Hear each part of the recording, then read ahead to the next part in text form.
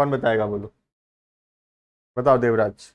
Accounting entity या business entity concept क्या होता है? बैठ के बताओ, बैठ के बताओ। दोनों बोलने से कौन कौन? बिजनेस और अकाउंटिंग। बिजनेसमैन, हाँ।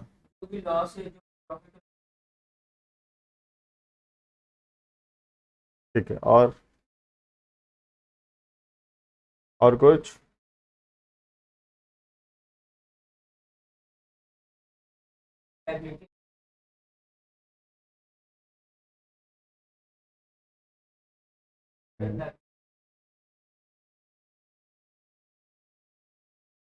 इंटरनल।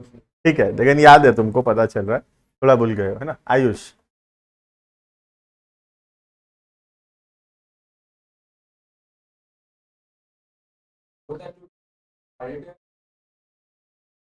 ठीक है, फिर? ठीक है, फिर और कुछ? नहीं।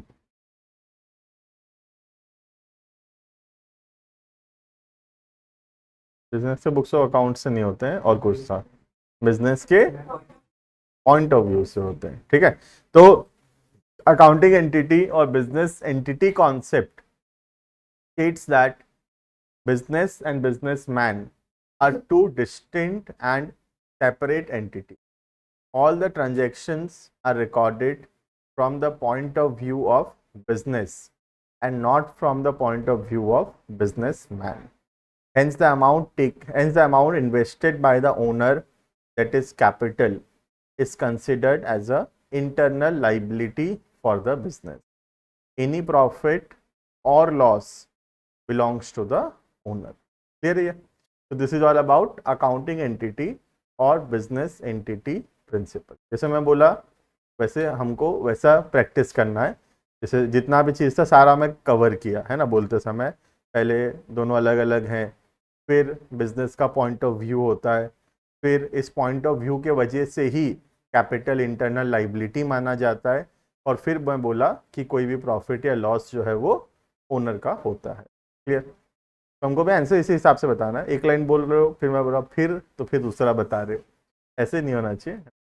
Next, what is the concept of accounting period? Accounting period क्या होता है, बताओ अदिति।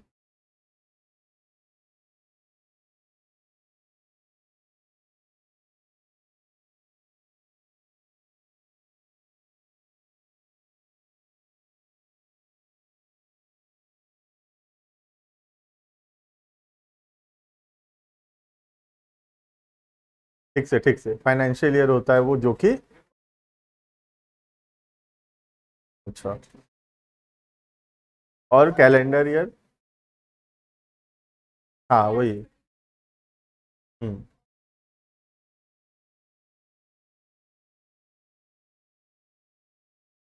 ठीक है, बताओ। पूजा नाम था तुम्हारा? हाँ पूजा, बताओ।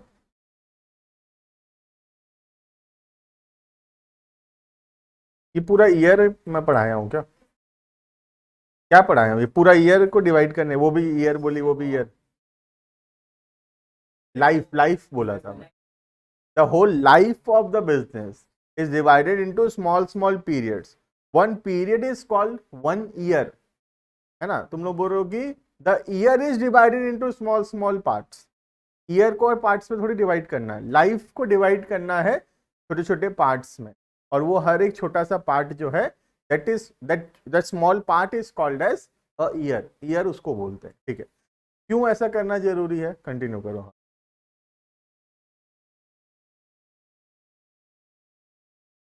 ठीक है। एक है कि जो गलतियां होंगी जल्दी पता चल जाएगी, और दूसरा, performance can be measured at regular interval, ताकि हम बिजनेस कैसा परफॉर्म कर रहा है उसको थोड़ा थोड़ा दिन में इवेल्युएट करते रहें। इवेल्युएट करने से क्या होगा? अगर अच्छा चल रहा है तो उसको वैसा कंटिन्यू करने का कोशिश करेंगे या और बेहतर करने का कोशिश करेंगे, और अगर अच्छा नहीं चल रहा है तो उसको अच्छा करने का कोशिश करेंगे। तो परफॉर्मेंस इवैल्यूएशन बहुत ज़रूरी है। और वो कैसे पता चलता है? हर साल एक एक बार प्रॉफिट लॉस कैलकुलेट करने से। ठीक है, दो टाइप के ईयर्स बताया था मैं, एक था तुम्हारा फाइनेंशियल ईयर और दूसरा था कैलेंडर ईयर। नाम से पता चलता है कंफ्यूजन का कुछ है ही नहीं। कैलेंडर मतलब जो बचपन से कैलेंडर देखते हुए आए हैं उसमें जैसे रहता था, उसमें कैसे रहता था, स्टार्ट होता था जैन से, एंड होता था दिसंबर में। ठीक है, और ये दूसरा हम नया सीखे अकाउंट्स के अंदर, कॉल्ड एज फाइनेंशियल ईयर और also called as accounting year भी बोलते हैं इसको, जो कि स्टार्ट होता है 1 अप्रैल से और खत्म हो जाता है 31 मार्च को। क्लियर है? Next, what is revenue recognition? ये रेवेन्यू रिकॉग्निशन क्या होता है, सुने ऐसा कुछ? कौन बताएगा रेवेन्यू रिकॉग्निशन प्रिंसिपल? आते हैं द्विका थोड़ा बहुत रेवेन्यू रिकॉग्निशन? नेक्स्ट नहीं आते? Abhinav, what is revenue recognition? What is revenue? Daily जो पैसा आ रहा है बोलो दुकान में, सेल्स मतलब, है ना? ठीक है, और रिकॉग्निशन का मतलब बोलो।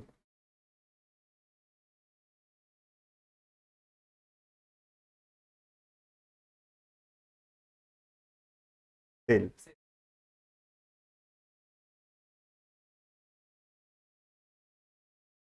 करेक्ट। तो जब पेमेंट आया, ठीक है। तो रेवेन्यू रिकॉग्निशन कॉन्सेप्ट क्या समझाता है? रेवेन्यू रिकॉग्निशन कॉन्सेप्ट बोलता है कि जो रेवेन्यू हुआ, रेवेन्यू मतलब जो सेल्स हुआ, उसको कब रिकॉर्ड करना है, उसके बारे में है कॉन्सेप्ट। ठीक है, तो कॉन्सेप्ट क्या बोलता है, कब रिकॉर्ड करना? At a time of sale, है ना? तो रेवेन्यू रिकॉग्निशन कॉन्सेप्ट बोलता है कि रेवेन्यू कब रिकॉग्नाइज करना है, जब सेल हुआ। पैसा कब मिला उससे फर्क नहीं पड़ता, या पैसा कब मिला उसको हम रिकॉर्ड नहीं करते, हम तो सेल्स कब मानते हैं, जब हम सामान बेचे। ठीक है, अब दो एग्जांपल दिया तो थोड़ा सा मैं दिखा भी रहा था हिंट के हिसाब से। एक था when the sales is made in February, जब हम सामान बेचे फेब में, but money is received in June, पैसा मिला लेकिन जून में, तो सेल्स कब रिकॉर्ड होता है? फेब्रवरी में। Then sale is recorded in February, क्योंकि सेल फेब्रवरी में हुआ था, पैसा भले जून में मिला, फर्क नहीं पड़ा। राइट, नेक्स्ट, दूसरा कौन एग्जांपल था? If money is received in advance in January, पैसा मिल गया जनवरी में, but actual sale was made in May, लेकिन सामान बेचे हैं मई में, then sales will be recorded in the month of. Clear है? Next, what is money measurement? Money measurement principle क्या होता था? निधि, क्या होता था मनी मेजरमेंट प्रिंसिपल? तो थे, वीडियो तो है, हो गया होगा ना अभी तक कि नहीं हुआ है? नहीं हुआ अभी तक? भविष्य बताओ, मनी मेजरमेंट प्रिंसिपल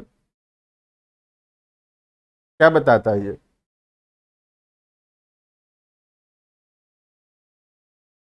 थोड़ा थोड़ा पढ़ेंगे हम घर में, 10-15 मिनट भी पढ़ेंगे ना तो इजीली याद रहेगा।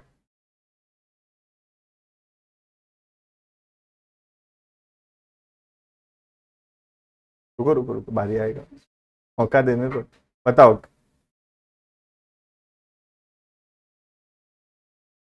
एब्सेंट नहीं था?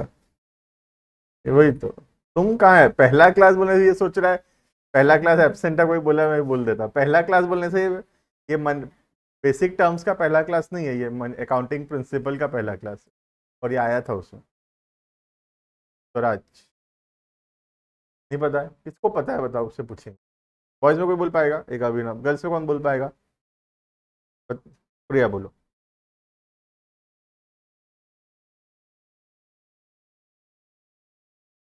के लिए हो, ठीक है।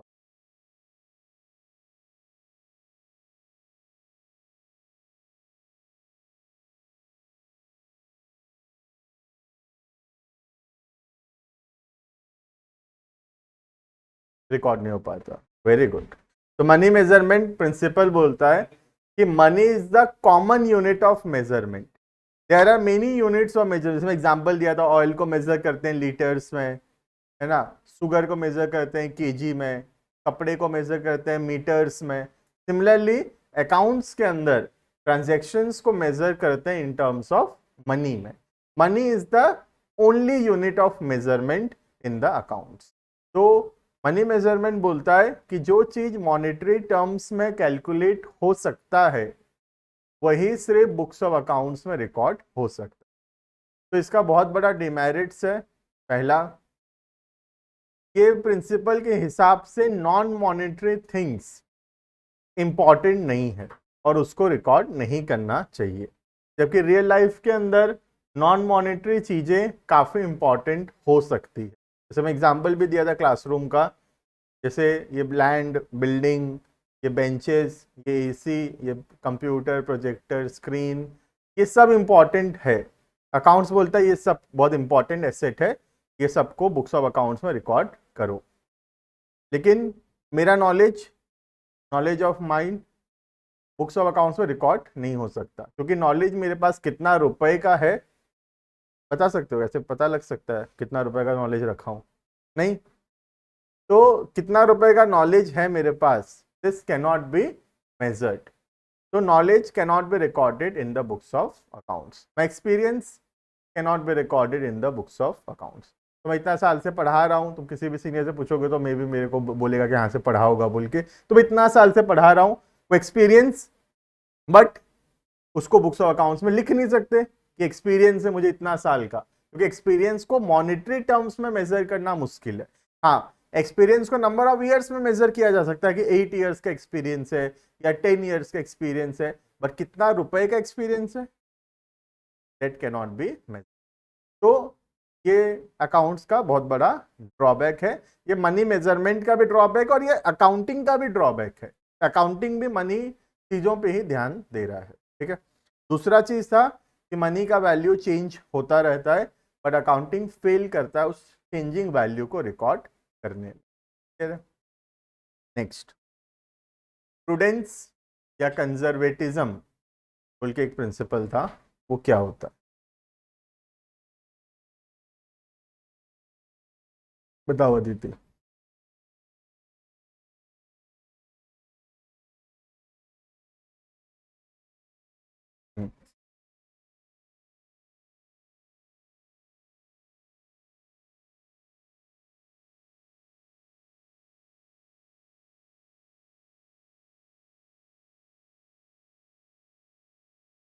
करेक्ट। तो प्रूडेंस या कंजर्वेटिज्म ये बात बोलता है, कंजर्वेटिज्म का मतलब बच बच के चलना, जैसे कंजर्व का मतलब बचा के चलना है ना। तो कंजर्वेटिज्म या प्रूडेंस का मतलब होता है कि हम कोई भी फ्यूचर एक्सपेक्टेड लॉसेस है अगर, तो उसको एडवांस में रिकॉर्ड करेंगे, लेकिन कोई भी फ्यूचर एक्सपेक्टेड गेन्स है तो उसको हम रिकॉर्ड नहीं करेंगे जब तक वो गेन सच में नहीं हो जाता। एग्जाम्पल भी दिया था, जैसे बर्थडे पार्टी आने वाला है तो खर्चा होगा, तो उसके लिए आज से पैसा जमा करना जरूरी है। लेकिन लॉटरी निकलने वाला है तो वेट कर लेना चाहिए लॉटरी निकलने का, राइट। पहले से खर्चा करना शुरू नहीं करना चाहिए। क्लियर है? ठीक है। उस पर एक चीज और बताओ, तो भूल ही गए हो तुम लोग। एग्जाम्पल था उसमें एक, goods are valued at cost price और selling price whichever is lower. तो जितना मैं खरीदे हैं और जितना मैं बेचेंगे, जो लोअर होगा उस पे हम लोग रिकॉर्ड करेंगे। क्लियर है? तो ये गया पॉइंट नंबर 5 तक। Next heading, point number 6।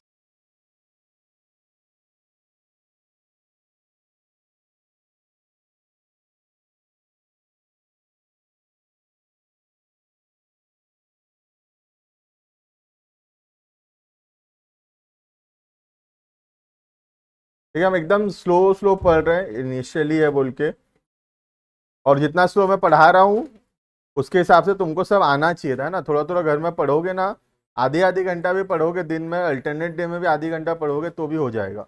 अभी तो जितना पढ़ रहे हैं उसमें कम से कम उतना तो पढ़ो, है ना।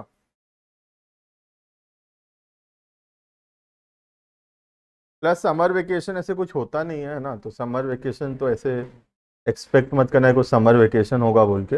हम लोग पूरा कंटिन्यू रखेंगे क्लासेस, सो दैट जब स्कूल्स खुलेंगे तो हम स्कूल से बहुत अहेड होंगे सिलेबस के अंदर, और इतना आगे होंगे स्कूल से कि फिर साल भर आगे ही रहेंगे। तो वो बेटर रहता है पहले से पढ़ लिए रहना।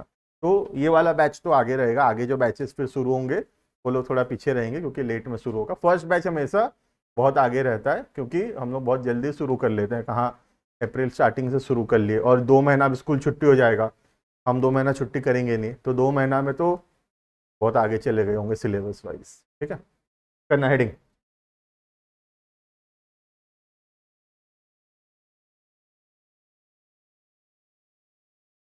पॉइंट नंबर 7 है ये। ठीक है, ये इसको भूल जाते हैं, 7 ऐसे नंबरिंग में आ जाते हैं। ठीक है, ABCD में गिनना पड़ता है फिर स्टार्टिंग से, ऐसे होता है तुम्हारे साथ। तो अभी 8वां पॉइंट लिखना है तो फिर A से काउंट करना पड़ता है, ABCDEFGH। तो नंबर्स में आ जाते हैं। पॉइंट नंबर 7, हेडिंग करना कॉस्ट कॉन्सेप्ट और हिस्टोरिकल कॉस्ट कॉन्सेप्ट। दो नाम है उसका, also called as cost concept,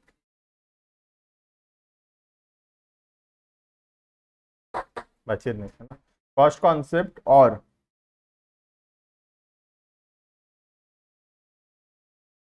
historical cost concept. मैं पिछले क्लास में बताया भी था, कॉस्ट प्रिंसिपल लिखूं या कॉस्ट कॉन्सेप्ट लिखूं वो मोटा मोटी एक ही बात होता है। तो मैं कॉन्सेप्ट या प्रिंसिपल वर्ड जो है अल्टरनेटिवली यूज करते रहूंगा। ठीक है, हम लोग मेटेरियलिटी पढ़ लिए थे, कुछ ना भूल गया ना, मेटेरियलिटी पढ़े हैं ना हम लोग। ठीक है, देखना तो हिस्टोरिकल कॉस्ट कॉन्सेप्ट या कॉस्ट कॉन्सेप्ट क्या बोलता है। सबसे पहले किस चीज के बारे में है समझते हैं। This is about fixed assets, या जिसको हम also called as non current asset. तो ये करेंट एसेट्स के बारे में है ही नहीं ये कॉन्सेप्ट। ये कॉन्सेप्ट सिर्फ और सिर्फ एप्लीकेबल है in case of fixed assets और नॉन करेंट एसेट। ठीक है, कुछ एग्जांपल्स दो इसका। जमीन, बिल्डिंग, मशीनरी, फर्नीचर, गुडविल भी होगा, चलो, और कुछ AC, कंप्यूटर, है ना, हो गया। चलो, तो इतना सारा एग्जांपल दे दिए तुम फिक्स्ड एसेट या also called as non current assets का। ठीक है, अब हिस्टोरिकल कॉस्ट कॉन्सेप्ट क्या बोलता है देखना। हिस्टोरिकल कॉस्ट कॉन्सेप्ट बोलता है कि ये सब एसेट जितना में खरीदा गया था, कॉस्ट का मतलब क्या, जितना में खरीदा गया था, कॉस्ट प्राइस मतलब जितना में हम खरीदे हैं, है ना। तो ये जितना में खरीदा गया है, let's say this is purchase for 1,00,000 rupees. ठीक है, इनमें से कोई भी फिक्स्ड एसेट, इसको खरीदा गया था लेट्स से 1,00,000 रुपीज। तो हिस्टोरिकल कॉस्ट कॉन्सेप्ट बोलता है कि फिक्स्ड एसेट्स जो है वो जितना रुपए में खरीदा गया है उसको हम उतना रुपए में ही हमेशा रिकॉर्ड करते रहेंगे। भले ही मार्केट में इस फिक्स एसेट का वैल्यू चेंज क्यों ना हो जाए, भले ही जमीन का वैल्यू बढ़े क्यों ना, 1,00,000 में खरीदे थे, 5 साल बाद जमीन का वैल्यू कितना हो गया होगा, 10 लाख हो गया होगा या 20 लाख हो गया होगा। लेकिन हिस्टोरिकल कॉस्ट कॉन्सेप्ट क्या बोलता है कि जितना में खरीदा गया था उतना में ही हम उसको रिकॉर्ड करते रहेंगे। मार्केट में वैल्यू बढ़ा या मार्केट में वैल्यू गिरा, उससे कोई फर्क नहीं पड़ता। हम हमेशा क्या फॉलो करते हैं, हिस्ट्री फॉलो करते हैं। हिस्ट्री मतलब जो ऑलरेडी हो चुका है, पास्ट। हिस्ट्री मतलब क्या, जो हो चुका है पास्ट में। तो हिस्टोरिकल कॉस्ट, तो हिस्टोरिकल कॉस्ट का मतलब जितना रुपए दिया गया था पास्ट में इस एसेट को खरीदने के लिए, बुक्स ऑफ अकाउंट्स में ये एसेट उतना में ही रिकॉर्ड होता रहेगा। ये एसेट रीसेल के लिए नहीं होता, याद है, this is not for resale, ये बेचने के लिए नहीं होता। क्योंकि मैं किसके बारे में बात कर रहा हूं, पहले ही बताया था, फिक्स्ड एसेट या नॉन करेंट एसेट के लिए। तो ये जो एसेट्स होते हैं ये नॉट फॉर सेल होते हैं, ये रीसेल के लिए नहीं होता, लॉन्ग टर्म के लिए होता है, बिजनेस का अर्निंग कैपेसिटी को बढ़ाता है, ये बेचने के लिए नहीं होता। बेचने के लिए तो करेंट एसेट होता है, गुड्स, वो बेचने के लिए होता है, ये बेचने के लिए नहीं होता। ठीक है, तो ये सब एसेट रीसेल के लिए नहीं है। तो आज इस कॉन्सेप्ट के हिसाब से क्या हो रहा है, जैसे आज 2024 में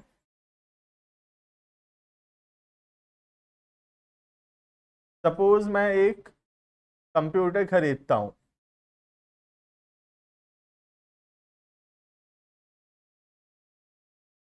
50,000 रुपए, या एक जमीन खरीदता हूं लेट से 10 लाख रुपए इन द ईयर 2024। तो मैं इतना रुपया में रिकॉर्ड कर लिया, कंप्यूटर खरीदा या जमीन खरीदा बोल के बुक्स ऑफ अकाउंट्स में लिख दिया। ठीक है, अब 10 साल बीत चुका है, 2034 आ चुका है, लेकिन हिस्टोरिकल कॉस्ट कॉन्सेप्ट बोलता है कि अब भी ये कंप्यूटर कितना में ही रिकॉर्डेड रहेगा बुक्स ऑफ अकाउंट्स में, 50,000। जमीन कितना में रिकॉर्डेड रहेगा, 10 लाख रुपए। हम एसेट्स का वैल्यू चेंज नहीं करेंगे as per the changing market value, because we are not selling the fixed asset, हम बेचने वाले थोड़ी हैं। तो जो चीज अपने को बेचना ही नहीं है उसका मार्केट प्राइस से अपने को कोई फर्क नहीं पड़ता। उसका मार्केट प्राइस बढ़े, उसका मार्केट प्राइस गिरे, वी डोंट केयर। आज मैं एक कंप्यूटर खरीद लिया 50,000 का, मार्केट में कंप्यूटर 70,000 का हो गया, मुझे क्या करना है, मैं थोड़ी इसको लेके बेच दूंगा और 20,000 का प्रॉफिट कमा लूंगा। या इसका वैल्यू 40 हो गया तो मुझे क्या करना है, मैं तो लाया हूँ 50 में, अब तो मुझे कुछ पैसा वापस थोड़ी कर देगा दुकान वाला, तो मुझे कोई फर्क नहीं पड़ता 50,000 में कंप्यूटर खरीदने के बाद कि अब ये कंप्यूटर मार्केट में कितने का मिलता है। लेकिन अगर मेरा कंप्यूटर का दुकान है, कंप्यूटर मेरे लिए अगर गुड्स है, तो मुझे फर्क पड़ेगा क्योंकि मुझे बेचना भी तो है आगे इसको। अगर मैं 50 में लिया था, अब 70 में बिक रहा है, तो एकदम खुशी रहेगा मेरे मन में कि अरे 20,000 का प्रॉफिट होने वाला है। और अगर 40 हो गया इसका वैल्यू, तो बहुत दुख भी लगेगा क्योंकि 10 का लॉस हो जाएगा इसको बेचते समय। आज समझ में आ रहा है? तो जो चीज अपने को बेचना होगा उसके बारे में सोचेंगे मार्केट प्राइस बढ़ा कि कम हुआ। जो चीज अपने को बेचना ही नहीं है उसका मार्केट प्राइस से कोई फर्क नहीं। तो ये जो फिक्स्ड एसेट्स होते हैं या नॉन करेंट एसेट्स होते हैं, ये बेचने के लिए नहीं होते, ये तो बिजनेस में यूज करने के लिए होता है। तो अब मार्केट में प्राइस बढ़े या मार्केट में प्राइस गिरे, हम उसको रिकॉर्ड नहीं करेंगे। हम किस में रिकॉर्ड करेंगे, हम जितना पैसा देकर खरीदे हैं उसको। क्लियर है ये? तो कॉस्ट कॉन्सेप्ट या हिस्टोरिकल कॉस्ट कॉन्सेप्ट बस इतना ही बात बोलता है कि फिक्स्ड एसेट या नॉन करेंट एसेट्स जितना में खरीदा गया है उतना में ही रिकॉर्ड होता रहेगा, चाहे मार्केट में वैल्यू बढ़े या मार्केट में वैल्यू गिरे। क्लियर है? सिर्फ हर साल थोड़ा थोड़ा वैल्यू कम होता रहेगा एक चीज के वजह से, एंड दैट वन चीज इज कॉल्ड एज डेप्रिसिएशन। ऐसा कुछ पढ़े ना, आज टेस्ट भी था उसका। तो डेप्रिसिएशन एग्जाम में आ जाता तो क्या लिखते हैं हम, डेप्रिसिएशन।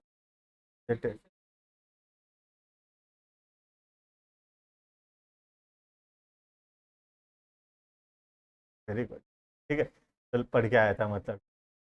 तो depreciation is the fall in the value of the fixed asset, वो भी फिक्स्ड एसेट का ही कॉन्सेप्ट था। तो डेप्रिसिएशन भी फिक्स्ड एसेट का कॉन्सेप्ट था, और ये कॉस्ट कॉन्सेप्ट या हिस्टोरिकल कॉस्ट कॉन्सेप्ट, ये भी कौन से एसेट का कॉन्सेप्ट है, फिक्स्ड एसेट। इसको करंट एसेट पे लगाने का कोशिश मत करना, उस पर नहीं लगेगा वो कॉन्सेप्ट। ठीक है, ये सिर्फ लगेगा in case of fixed asset. Clear है? ये थोड़ा समराइज करते हैं, लिखेंगे फिर। ये कॉन्सेप्ट सिर्फ एक छोटा सा बात बोलता है कि फिक्स्ड एसेट या नॉन करेंट एसेट जितना में खरीदा गया है वो उतना में ही रिकॉर्ड होता रहेगा, मार्केट प्राइस से फर्क नहीं पड़ता। सिर्फ एक चीज से एसेट का वैल्यू कम होगा हर साल, and that will be depreciation. हर साल थोड़ा थोड़ा वैल्यू तो कम, पुराना तो हो ही रहा है ना मेरा एसेट, थोड़ा थोड़ा तो वैल्यू कम हो ही रहा है, तो मैं थोड़ा थोड़ा डेप्रिसिएशन हर साल पे रिकॉर्ड करूंगा। क्लियर है ये? हेडिंग कॉस्ट कॉन्सेप्ट या historical cost concept.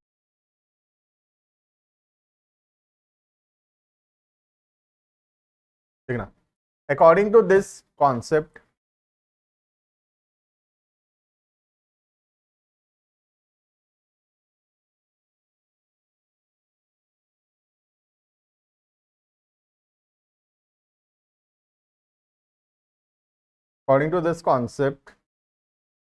Fixed assets, बोला था इसका एक और नाम है नॉन करेंट एसेट, लेकिन नॉन करेंट एसेट बहुत कम काम में आएगा और फिक्स एसेट वर्ड ज्यादा काम में आएगा। ठीक है, तो फिक्स एसेट वर्ड ज्यादा इंपॉर्टेंट है। फिक्स एसेट का दूसरा नाम है, सोच लो, नॉन करेंट एसेट। ठीक है, फिक्स एसेट मेन वर्ड हुआ। देखना, fix assets are recorded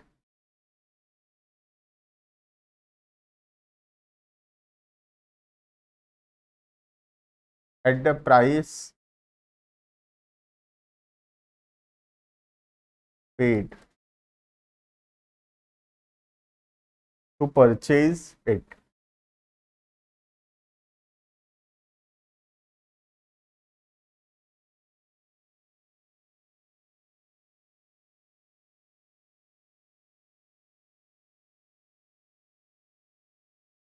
Asset is recorded at cost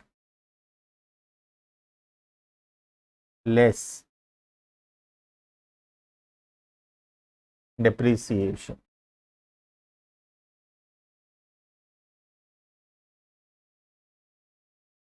Asset is recorded at cost less depreciation.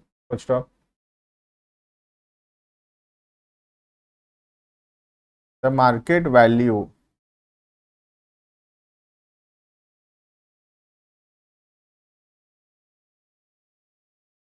of fixed asset may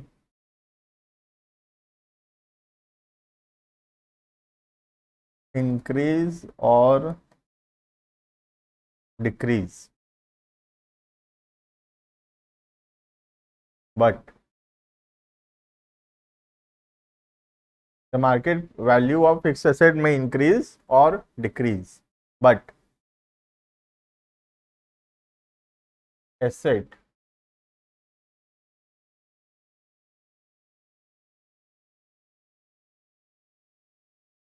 will be recorded at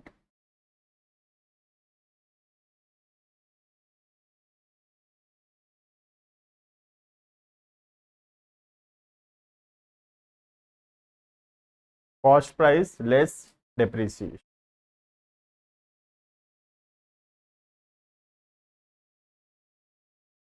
clear है ये? देखो online students, clear है?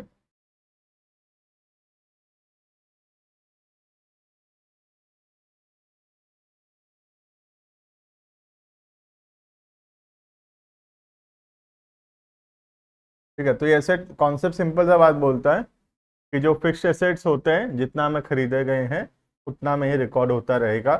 Market value change हो सकता है, but fix asset का value उतना ही रहेगा बुक्स ऑफ अकाउंट्स में, सिर्फ डेप्रिसिएशन से उसका वैल्यू जो है कम हो जाएगा।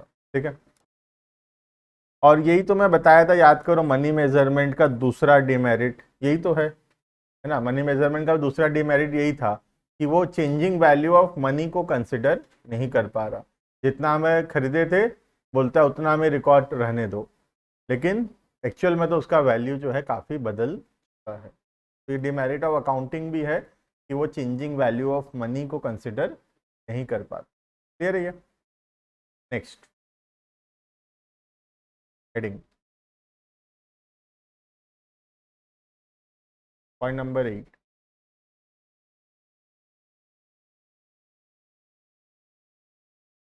dual aspect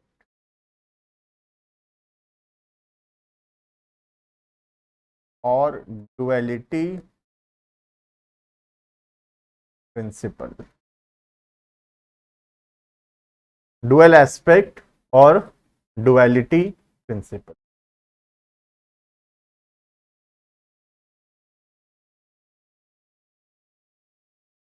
नया कॉन्सेप्ट क्या बोलता है, और सबसे इंपॉर्टेंट कॉन्सेप्ट है, इसी के ऊपर हमारा जो है पहला चैप्टर होगा अकाउंट्स।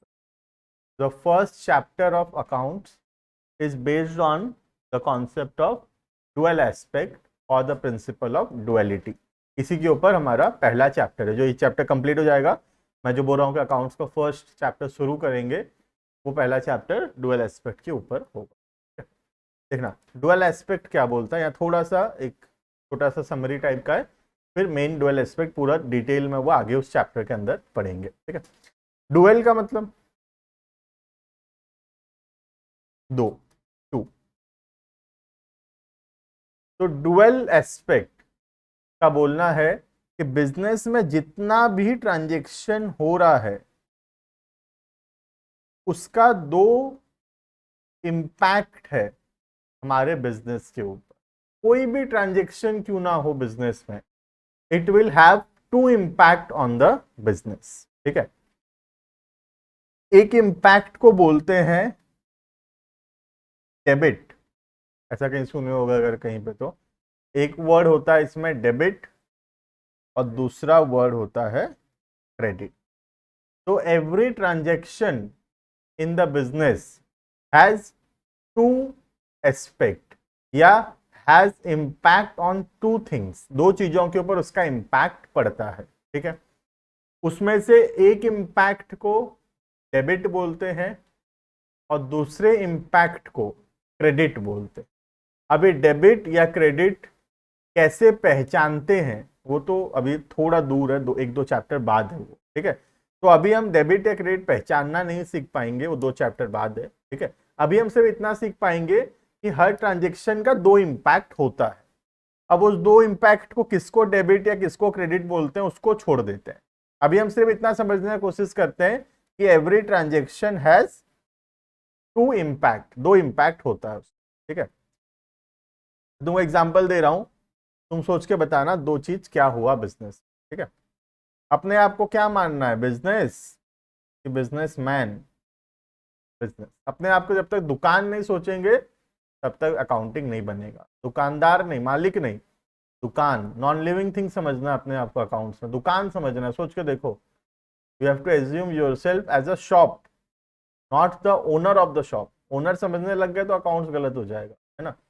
तो ये है हम मतलब शॉप, दुकान है हम। ठीक है, अब एक कस्टमर आया, ठीक है, और हम उसको सामान बेचे, सेल किए, और वो हमको पैसे दिया। तो ये जो सामान हम बेचे और पैसा मिला, इससे अकाउंट्स में दो चीज हुआ। क्या क्या हुआ सोचते हैं एक बार, मैं बताता हूं एक दो, फिर तुम बताना। एक, दुकान में गुड्स कम हो गया, हुआ होगा दुकान में गुड्स कम, सामान ले गया कस्टमर तो दुकान में सामान कम हो गया होगा। दूसरा, दुकान में पैसा बढ़ गया, पैसा इंक्रीज, है ना। तो sale of goods to the customer has to aspect या has to impact on the business. First impact is the goods will decrease and the second impact is cash will increase. समझ में आया? बता पाओगे ऐसा? ठीक है,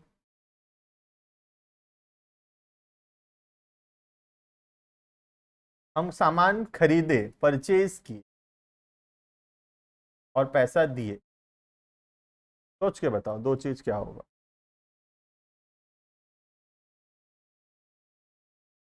एक, तुम बताए कि गुड्स, द गुड्स इंक्रीज हो गया होगा, सामान खरीदे तो सामान आया और पैसा गया, तो कैश। वेरी गुड, समझ में आ गया मतलब। और पूछता हूं, सपोज हम सामान खरीदे,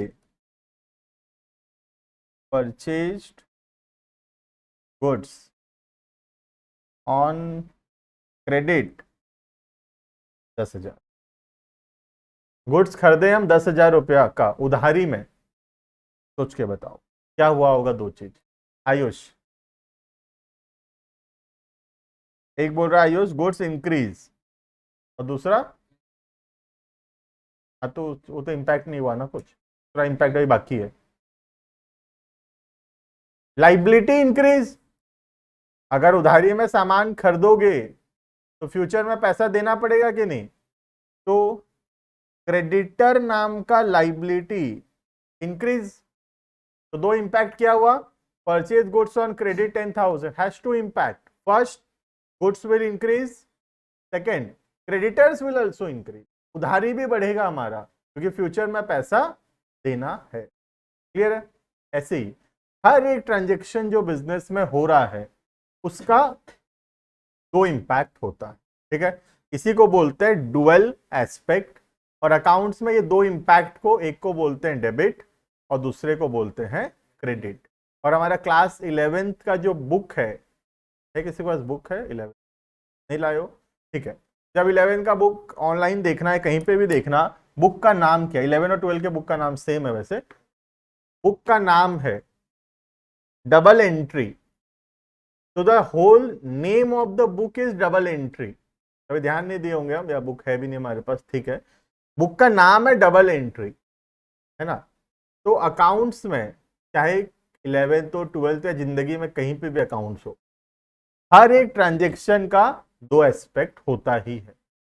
पूरा का पूरा अकाउंटिंग ही टिका हुआ है डबल एंट्री सिस्टम में. डबल एंट्री सिस्टम का मतलब होता है कोई भी एक ट्रांजेक्शन जो बिजनेस में हो रहा है वो जरूर बिजनेस में दो चीजों के ऊपर इंपैक्ट लाएगा. क्लियर है ये? और बता पाओगे ऐसे एग्जांपल? चलो एक दो और ट्राई करते हैं. यही है हमारा पहला चैप्टर. ऐसे मैं ट्रांजेक्शन्स लिखाता जाऊंगा और तुमको उसका इंपैक्ट बताता जाऊंगा. ठीक है, यही हमारा पहला चैप्टर है. एक दो एग्जांपल और देखते हैं.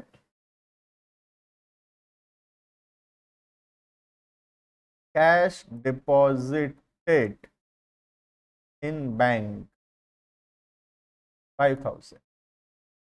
हम दुकान से 5,000 रुपये निकाले और उस पैसे को दुकान का बैंक अकाउंट है उसमें डिपॉजिट कर दिए. ट्रांजेक्शन समझ में आ गया? सोच के बताओ दो चीज क्या हुआ.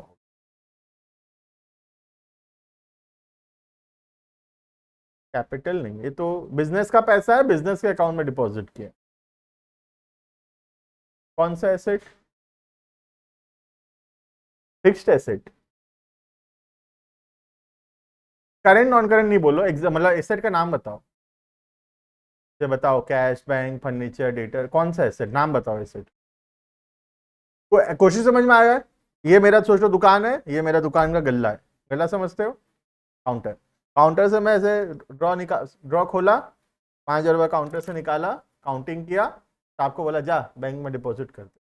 साहब गया, अपने बिजनेस का जो बैंक अकाउंट है, उद्देश्य कॉमर्स एकेडमी का जो बैंक अकाउंट है, उसमें 5,000 रुपये साहब डिपॉजिट कर दिया है. समझ में आ गया क्या हुआ है? अब सोच. कैश डिक्रीज, पहली बात तो सिंपल सा बात है, दुकान का गल्ला खोला. इमेजिन करो दुकान में बैठा हुए अपने आप को, तब होगा. दुकान का गल्ला खोला, 5,000 रुपये निकाला, दुकान में पैसा कम हुआ कि नहीं हुआ? कम हुआ पैसा. पहला, कैश कम. दूसरा, नहीं, मालिक पर्सनल काम के लिए नहीं लिया, दुकान का ही अकाउंट में डिपॉजिट किया. तो दुकान का जो बैंक अकाउंट है उसमें पैसा बढ़ेगा कि नहीं बढ़ेगा? बढ़ेगा. तो बैंक अकाउंट जो है अपना दुकान का, उसमें 5,000 रुपये बढ़ जाएगा, इंक्रीज हो जाएगा. तो इससे क्या हुआ? एक, दुकान में कैश 5,000 रुपया कम हो गया. दूसरा, बैंक में 5,000 रुपया इंक्रीज हो गया. बात समझ में आ रहा है? एक दो और ट्राई करते हैं. कितना तुम सोच पा रहे हो उसके ऊपर है, पढ़ाऊंगा तो मैं ये सब. अभी तो नेक्स्ट चैप्टर है पूरा. आई एम सीइंग कि तुम कितना सोच पा रहे हो. Purchase AC for 50,000. दुकान के लिए मैं एसी खरीद लिया 50,000 रुपया का. समझ में आया? सोच के बताना है क्या हुआ. एक तुम बोल रहे हो एसेट का नाम बोलो. एसी नाम का फिक्स्ड एसेट इंक्रीज हुआ. ड्राइंग्स नहीं, पैसा बिजनेस में कम हुआ ना. ड्राइंग्स तभी होगा जब मालिक अपने घर में एसी लगाएगा. ठीक से समझो, है ना. पर्सनल यूज होने से ही ड्राइंग्स होगा. जब तक पर्सनल यूज नहीं बोलता क्वेश्चन के अंदर, ड्राइंग्स वर्ड कभी नहीं है. ठीक है, तो 50,000 रुपये अपने निकाले बिजनेस से, एसी खरीदे और बिजनेस में दुकान में लगा दिए. समझ में आया? तो एसी 50,000 रुपये से बढ़ा, एसी नाम का एसेट बढ़ा 50,000 का. कैश 50,000 रुपया कम हो गया. आया समझ में ये?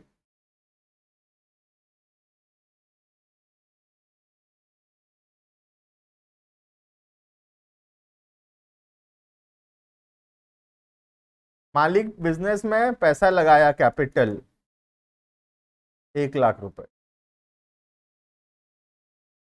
मालिक बिजनेस में 1,00,000 रुपए कैपिटल लगाया बिजनेस को शुरू करने के लिए, ठीक है। तो ये जो मालिक 1,00,000 रुपए लगाया, इससे क्या दो चीज हुआ बताओ।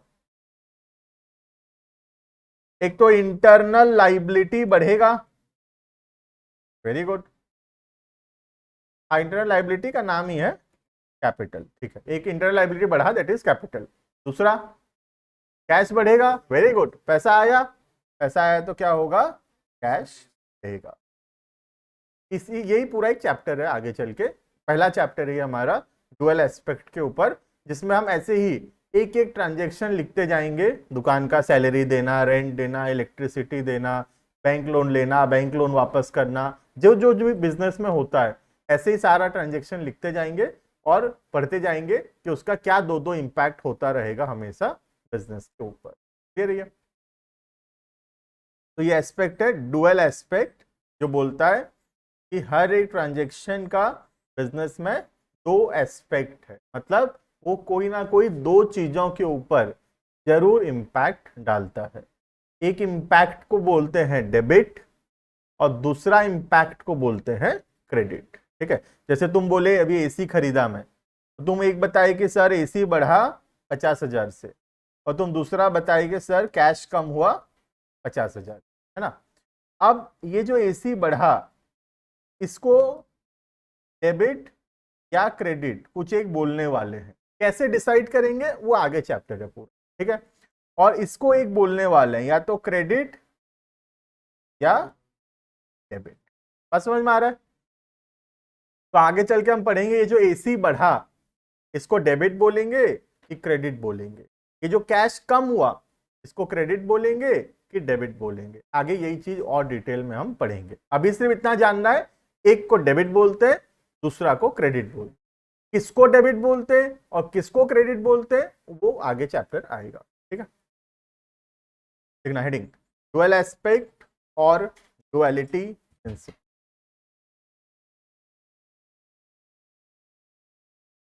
According to dual aspect,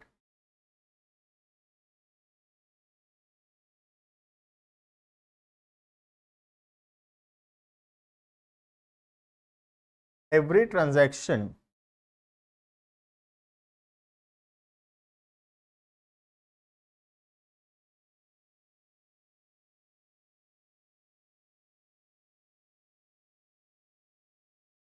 entered by a business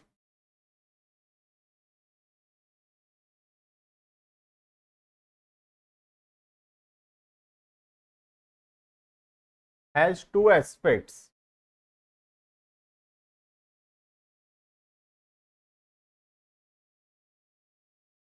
Of equal amount, has two aspects of equal amount.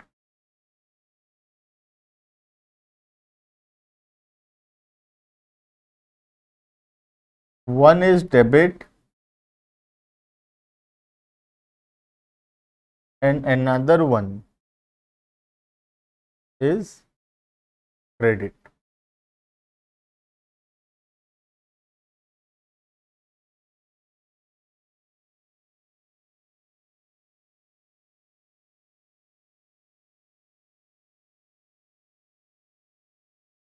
It gives rise to an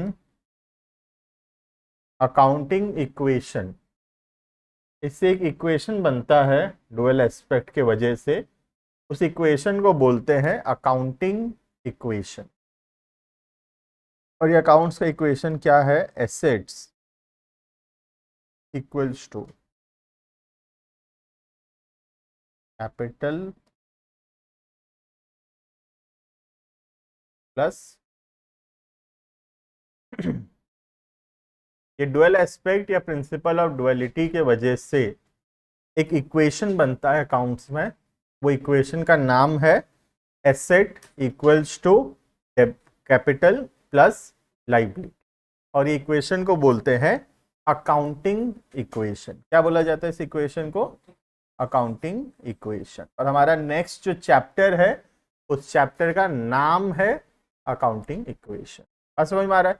जो next chapter that we will start, the name of the chapter is accounting equation. तो हम इतना detail में आगे चल के पूरा एक चैप्टर बना के उसको पढ़ेंगे, अकाउंटिंग इक्वेशन।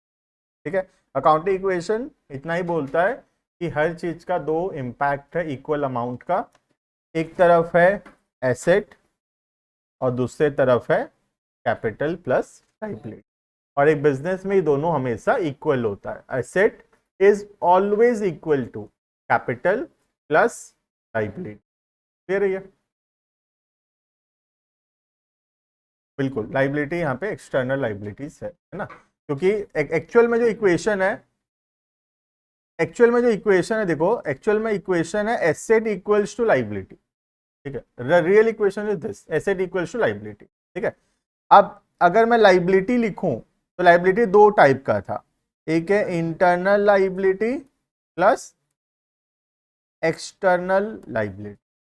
तो उसको फिर इक्वेशन बनाते हुए क्या लिखा गया, asset equals to internal liability को लिखा गया कैपिटल और एक्सटर्नल लायबिलिटी को लिखा गया खाली लायबिलिटी। बात समझ में आ रहा है? तो यहाँ पे जो खाली लायबिलिटी वर्ड लिखा हुआ है, दिस मीन्स एक्सटर्नल लायबिलिटी। ठीक है, और अकाउंट्स के अंदर भी जब भी तुमको बोला जाए ये एक लायबिलिटी है, तो वो एक्सटर्नल लायबिलिटी के बारे में ही बोला जा रहा है। ठीक है, इंटरनल लायबिलिटी को तो कैपिटल ही बोलने लग गए हैं परमानेंटली। ठीक है, तो बेसिकली लायबिलिटी जब वर्ड यूज किया जा रहा है, it always mean in accounts it is external liability के बारे में ही बोला जा रहा है। क्लियर है ये? तो asset equals to capital plus liability, capital which is the internal liability and the liability only which is the external. Clear है ये?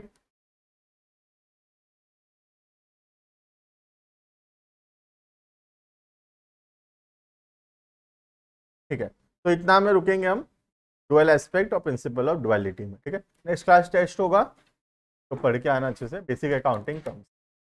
और इसके अलावा जितना पढ़ाए हैं उसके नेक्स्ट क्लास में पढ़ के आना, तो उसको रिवाइज करेंगे। ठीक, तो वेडनेसडे टेस्ट और फ्राइडे जो पढ़े हैं अभी तक अकाउंटिंग प्रिंसिपल का, वो पढ़ के आना। ठीक,